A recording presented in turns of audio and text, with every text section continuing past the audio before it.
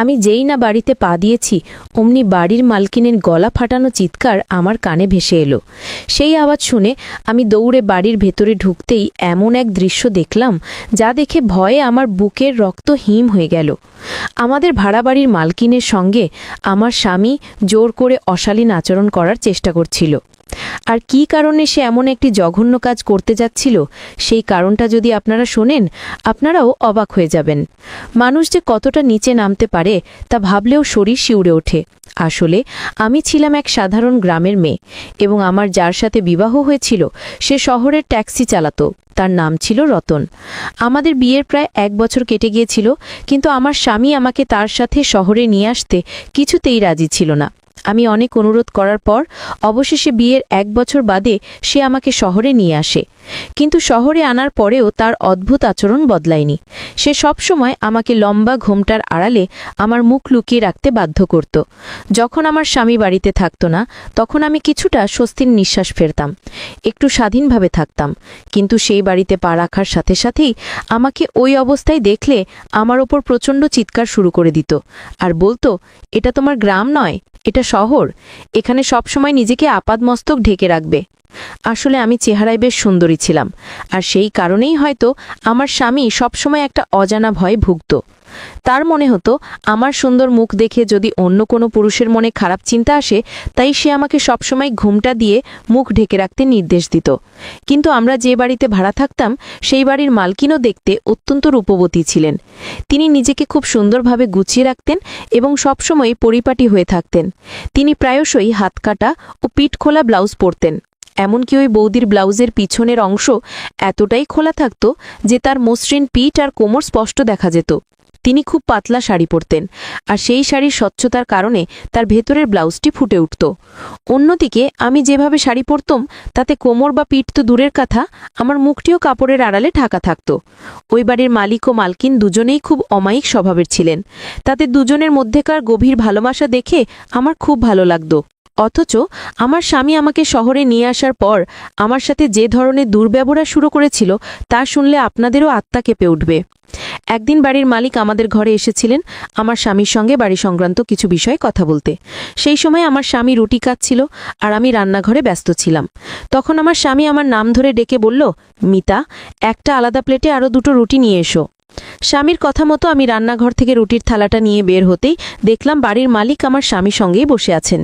সেই মুহূর্তে আমার মুখে ঘোমটা ছিল না, তাই বাড়ির মালিকের দৃষ্টি আমার মুখের ওপর স্থির হয়ে গিয়েছিল। ওদিকে আমার স্বামী তোর আগে বড় বড় চোখ করে আমার দিকে তাকিয়েছিল। আমি তখন ভয়ে থরথর করে কাঁপতে কাঁপতে তাড়াতাড়ি মুখটা ঘোমটা দিয়ে ঢেকে ফেললাম। সেদিন বাড়ির মালিক চলে যাবার পর আমার স্বামী রান্নাঘর থেকে আমার হাত ধরে হিড়হিড় করে টানতে টানতে শোবার ঘরে নিয়ে গেল। তারপর বিছানার ওপর আমাকে ধাক্কা মেরে ফেলে দিয়ে নিজের প্যান্ট থেকে বেল্ট বের করে আমায় নির্মমভাবে পেটাতে শুরু করল। সে চিৎকার করে বলছিল, তোকে কতবার বারণ করেছি, এটা তোর গ্রাম নয়, এটা শহর। এখানকার মানুষ ভালো নয়। আজ বাড়ির মালিক তোকে কিরকম খারাপ চোখে দেখছিল সেটা কি তুই খেয়াল করেছিস? তোকে দেখার পর ওর যদি কুমতলব জাগে আর তোর সাথে যদি কোনো অঘটন ঘটিয়ে পালে তখন কি হবে? এই কথাগুলো বলতে বলতে সে তার প্যান্টের বেল্টটা খুলে আমাকে প্রচণ্ড মেরেছিল। সে যখন আমাকে মারছিল তখন আমি ব্যথায় চিৎকার করে কেঁদে তার হাত ধরে অনুরোধ করেছিলাম আমাকে ছেড়ে দেবার জন্য। এর পরের দিন সকালেই বাড়ির মালকিন আমাদের ঘরে এসে জিজ্ঞেস করলেন, মিতা, তুমি কাল রাত্রে অমন করে চিৎকার করছিলে কেন? তোমার স্বামী কি তোমাকে মেরেছে? আমাকে সত্যি কথাটা খুলে বলো। আমি তখন বাড়ির মালকিনকে বলেছিলাম, না বৌদি, তেমন কোনো ব্যাপার নয়। আমি সেদিন তাকে অন্য কথা বলে বিষয়টি এড়িয়ে গিয়েছিলাম। বাড়ির মালকিন এতটাই ভালো মনের মানুষ ছিলেন যে তিনি প্রায়শই আমাকে বলতেন, আরে মিতা, তুমি নিজের জন্য কিছু ভাবো। সারাক্ষণ কেন এমনভাবে ঘোমটার আড়ালে মুখ লুকিয়ে রাখো? নিজের মতো করে বাঁচার অধিকার তো তোমারও আছে। মানুষ তো শুধু অন্যকে দেখানোর জন্য সাজে না, মেয়েরা নিজেদের ভালো লাগার জন্যও সাজগোজ করে। আর তুমি তো দেখতে এত সুন্দর, যদি একটু সেজেগুজে থাকো তাহলে তোমাকে আরও অনেক বেশি সুন্দর দেখাবে। মালকিন যখন আমাকে একটু পরিপাটি হয়ে থাকার কথা বলতেন তখন আমি ভয়ে একেবারে সিটিয়ে গিয়ে বলতাম, না না, আমি যেমন আছি তেমনই ঠিক আছি, আমার সাজগোজ করার কোনো প্রয়োজন নেই। বাড়ির মালকিন আমাকে এতটাই স্নেহ করতেন যে তিনি প্রায়শই তার সুন্দর শাড়ি আর ব্লাউজ আমাকে দিয়ে বলতেন, তুমি এই ধরনের পোশাক পরলে তোমাকে খুব সুন্দর লাগবে। কিন্তু আমি আমার স্বামীর ভয়ে প্রতিবার মালকিনকে ফিরিয়ে দিতাম। কিন্তু সেদিন আমার স্বামী ট্যাক্সি নিয়ে শহরের বাইরে গিয়েছিল এবং জানিয়েছিল যে তার ফিরতে বেশ রাত হবে। সেই সুযোগে বাড়ির মালকিন আমাকে বললেন, আজ তো তোমার স্বামী বাড়িতে নেই, এটাই ভালো সুযোগ।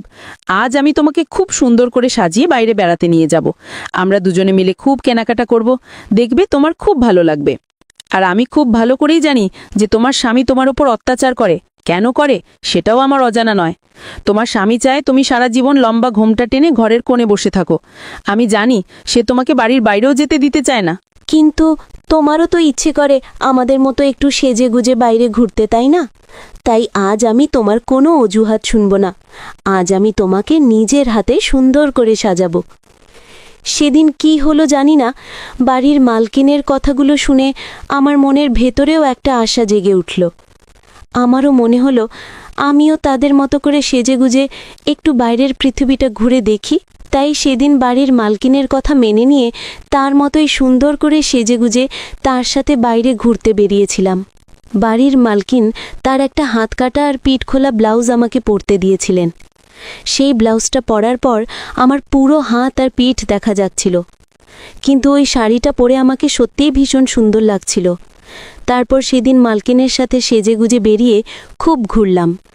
কিন্তু আমরা যখন বাড়ি ফিরে এলাম তখন বাড়ির সামনে পৌঁছে আমার পায়ের নিচের মাটিটাই যেন সরে গেল।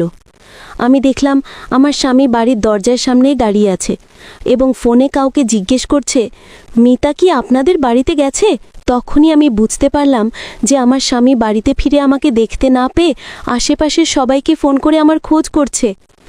আসলে সেদিন আমার স্বামীর রাতে ফেরার কথা থাকলেও তার গাড়িতে কিছু সমস্যা হওয়ায় সে মাঝপথেই গাড়িটা মেকানিকের কাছে লিখে দিয়ে বাড়িতে ফিরে এসেছিল। হঠাৎ করে স্বামীকে বাড়ির সামনে দেখে আমি ভয়ে একেবারে জমে গেলাম। আমি মালকিনকে অর্থাৎ বৌদিকে বললাম, বৌদি তুমি কিছু একটা করো, আমার স্বামী যদি আমাকে এই পোশাকে দেখে ফেলে তাহলে সে আমাকে আস্ত রাখবে না। তখন বৌদি একটা বুদ্ধি বের করল। আমি সেই মুহূর্তে ভয়ে একটা গাছের আড়ালে লুকিয়ে পড়লাম। আর বৌদি আমার স্বামীর কাছে গিয়ে জিজ্ঞেস করল, দাদা আপনি এভাবে কাকে খুঁজছেন, আর আপনি বাড়ির বাইরে দাঁড়িয়ে আছেন কেন? তখন আমার স্বামী বলল, মিতাকে বাড়িতে পাচ্ছি না, ও নিজের ফোনটাও রেখে গেছে, বুঝতে পারছি না কোথায় গেল। ও তো সাধারণত বাড়ি থেকে বেরোয় না, তাহলে গেল কোথায়? আমি তো গত 10 মিনিট ধরে এখানেই দাঁড়িয়ে আছি, কিন্তু ওর কোনো পাত্তা নেই। তখন বৌদি অর্থাৎ মালকিন চালাকি করে আমার স্বামীকে বলল, দাদা আপনি একটা কাজ করুন, এখানে এভাবে দাঁড়িয়ে না থেকে আমার সাথে ঘরের ভেতরে চলুন, আমি আপনাকে চা করে দিচ্ছি। মিতা হয়তো সবজি কেনার জন্য বাজারে গেছে। আপনি যতক্ষণ আমার হাতে চা খাবেন ততক্ষণে মিতা ঠিক বাড়ি ফিরে আসবে। এই বলে বৌদি আমার স্বামীর হাত ধরে টেনে বাড়ির ভেতরে নিয়ে গেল চা খাওয়ানোর অজুহাতে। আমার স্বামী বৌদির সাথে তার ঘরে যাওয়ার পরই আমি তাড়াতাড়ি গাছের আড়াল থেকে বেরিয়ে চুপি চুপি ঘরে ঢুকে গেলাম। দ্রুত নিজের পরনের শাড়িটা খুলে আলমারির ভেতরে লুকিয়ে রাখলাম। তারপর রান্নাঘর থেকে একটা ব্যাগ নিয়ে তার মধ্যে কয়েকটা আলু আর টমেটো ভরে আবার বাড়ির থেকে বেরিয়ে গেলাম এবং সেই গাছের আড়ালেই গিয়ে আবার লুকিয়ে পড়লাম। মালকিনের ঘর থেকে আমার স্বামী 10 মিনিট পর যখন বেরিয়ে এলো, ঠিক তখনই আমি মুখে ঘোমটা দিয়ে সেই গাছের আড়াল থেকে বেরিয়ে তার সামনে গেলাম। আমার স্বামী আমাকে দেখেই রাগী গলায় জিজ্ঞেস করল, এতক্ষণ কোথায় ছিলে তুমি? আমি তখন ব্যাগটা খুলে দেখিয়ে বললাম, সবজি কিনতে গিয়েছিলাম। আমি যখন তাকে প্রথমবার বললাম যে সবজি কিনতে বাইরে গিয়েছিলাম, তখন সে বাড়ির মালকিনের সামনেই আমার ওপর রেগে গিয়ে বলল, সবজি কিনতে 1 ঘন্টা সময় লাগে, মিথ্যে কথা বলার আর জায়গা পাও না, সত্যি করে বলো কোথায় ছিলে তুমি? আমি তখন ভয়ে কাঁপতে কাঁপতে আবার মিথ্যে করে বললাম, দর্জির কাছে একটা জামা সেলাই করতে দিয়েছিলাম, সেই জন্যই ফিরতে এত দেরি হয়ে গেল। আমার স্বামী সেদিন বুঝতেই পারেনি যে আমি আর বৌদি মিলে তাকে মিথ্যে কথা বলেছি, কিন্তু তার 2-1 দিন পরেই আমার স্বামী যখন আলমারি খুলে তার কিছু কাগজপত্র বের করতে গেল, তখন বাড়ির মালকিনের দেওয়া সেই হাতকাটা ব্লাউজ আর শাড়িটা তার চোখে পড়ে গেল। সেটা দেখেই আমার স্বামী প্রচণ্ড রেগে গিয়ে জিজ্ঞেস করল, এই ধরনের শাড়ি আর ব্লাউজ আমার আলমারিতে কি করছে? আমি তখন আবার একটা মিথ্যে কথা বানিয়ে বললাম যে ওই ব্লাউজটা বৌদি আমাকে সেলাই করার জন্য দিয়ে গেছেন। সেদিন অনেক কষ্টে একটা মিথ্যে অজুহাত দিয়ে আমি স্বামীর মারের হাত থেকে বেঁচে গিয়েছিলাম। আমার কথা শুনে সে আর কিছু বলেনি। আসলে আমি ভুলেই গিয়েছিলাম যে বৌদির শাড়ি আর ব্লাউজটা ফেরত না দিলে আমার স্বামী আমাকে সন্দেহ করতে পারে, আর যদি সে সত্যিটা জেনে যেত তাহলে তো আমাকে জ্যান্ত মাটিতে পুঁতে ফেলতো। এরপর আমি তাড়াতাড়ি করে বৌদির শাড়ি আর ব্লাউজটা তাকে ফেরত দিয়ে এসেছিলাম। সেই ঘটনার পর থেকে আমি সুযোগ পেলেই বৌদির সাথে সেজেগুজে বাইরে ঘুরতে যেতাম, আর এই বিষয়ে আমার স্বামীর কোনো ধারণাই ছিল না। এভাবেই আমার দিনগুলো বেশ ভালোই কাটছিল। স্বামী যখন বাড়িতে থাকতো না তখন আমি বাইরে যেতাম, আর সে যখন বাড়িতে থাকতো তখন আমি ঘোমটা দিয়ে থাকতাম। সে তার কাজে বেরিয়ে গেলেই আমি আবার বৌদির সঙ্গে সেজেগুজে বাইরে ঘুরতে যেতাম। সেদিনও আমি আর বৌদি বাইরে ঘোরাঘুরি করে যখন বাড়ি ফিরলাম তখন বৌদি আমাকে বলল, আমিও তোমার সাথে তোমার ঘরে যাই, তুমি তাড়াতাড়ি শাড়িটা খুলে আমাকে দিয়ে দাও আর নিজের শাড়িটা পরে নাও, না হলে তোমার স্বামী জানতে পারলে আবার তোমার ওপর সন্দেহ করবে।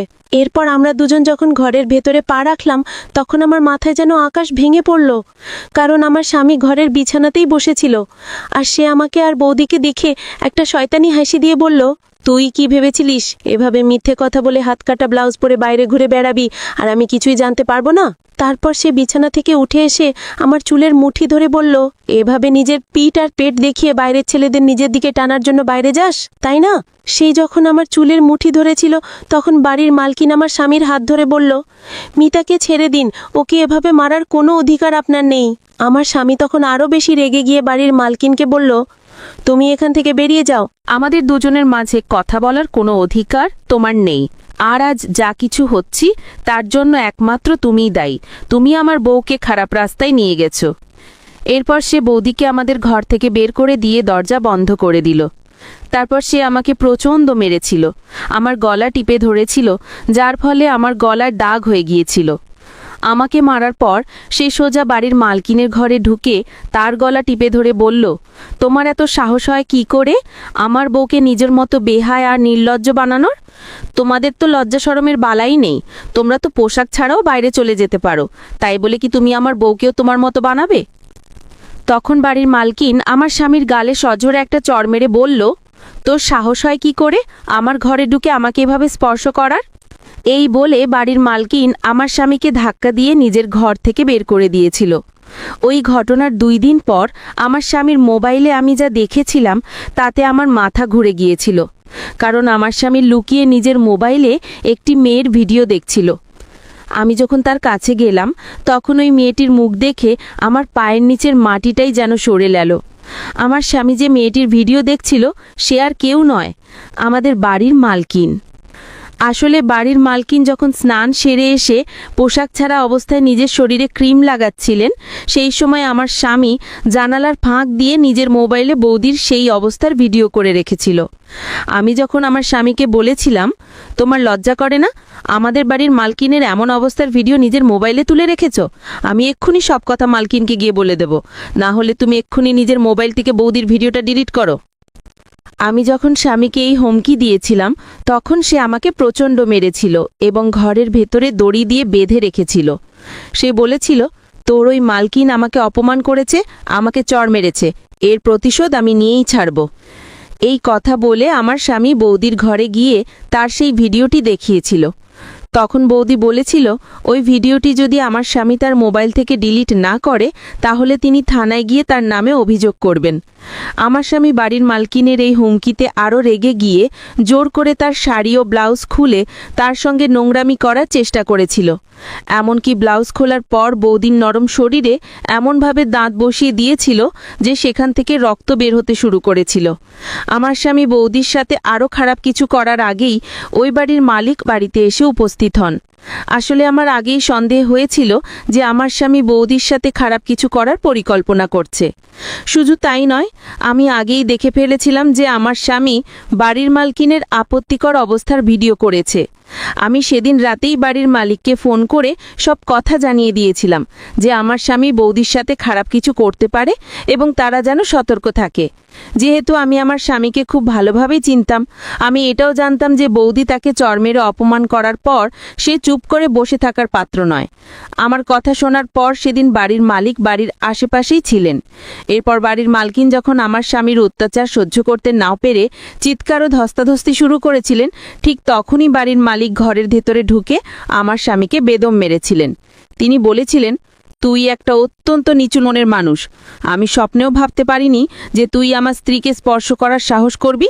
তোদের মতো মানুষকে আমি নিজের বাড়িতে ভাড়া দিয়ে অনেক বড় ভুল করেছি। আমার স্ত্রী অনেক আগেই তোর ব্যাপারে আমাকে বলেছিল যে তুই কিভাবে মিতাকে মারধর করিস। এত জঘন্য মানসিকতা নিয়ে তুই জীবনে কোনো দিনও এগোতে পারবি না।